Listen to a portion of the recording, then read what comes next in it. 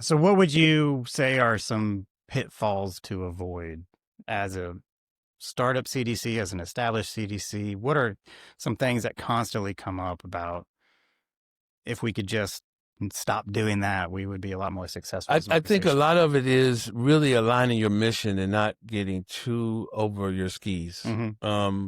I've found that when I walk into young CDCs that haven't had a lot of activity, their plans are literally too grand. And so if you've never built a home before, or Right. if you've never rehabbed a house, or you've never done a critical repair, and a banker walks in and says, "What do you need?" And you say, "I need funding for 200 houses." Um, that's not Yeah. reality, and and it runs funders away. So that goes back to that track record thing. Yes, it Have to does. establish a track record so you're And that's why the small hits like the critical repair right. programs, which are really in high demand, the cities need to get that money out the door. There's a huge need to get homes repaired. That's usually an easier entry level for CDCs that are trying to do housing development to start there and then to build upon And that. that's something that a lender would look at as experience. Oh, absolutely. And not only would you show that you could carry out the mission of that funding, it shows that you can execute. I mean, Hmm. now you can receive funding, you can put it in the project, you can execute the project and show that your results there Yeah. and build upon that. Yeah. When I was at a CDC, I started that same way. And so I'm not saying anything I read out of a book. I literally was sitting in an old house that we rehabbed, reading a framework plan, Right. trying to figure out how do we begin development, and critical repair is where I started.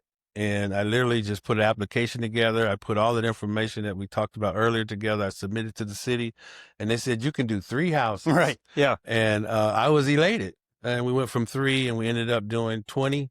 And so it builds upon itself. If you are successful in executing those critical repair programs on a municipal level, they will continue to give you funding. Yeah. Talk a little bit about what that looks like.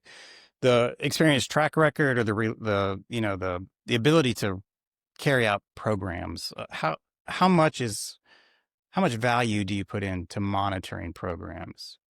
The demonstrating that we can do this. Is that something that really needs to be a point of emphasis Oh, as you absolutely. move through What this? what what you need to do is once you finish your first critical repair, you need to take a picture of before and after. You need to do a brochure. You need to celebrate it in the community. You need to let the funders know what you were able to do.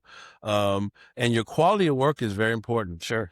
People are going to walk through and see how you did critical repairs. Not only did you do them in budget and in time, but what's the quality of work? Hmm. Because funders don't want to fund something and it doesn't look good or doesn't show well. That speaks to the organization's Yeah, sure. ability. Well, I think it's really great that you could talk about that from both the perspective of the lender and somebody who's run a housing program for a CDC. Well, I think in the end, capacity is what makes the difference. Strong communities start with strong CDCs. That's all there is to it. When the organization has the foundation in place, clear governance, sound financing, and staff that the community can trust, it can take the vision to reality. And that's ultimately what folks are trying to do.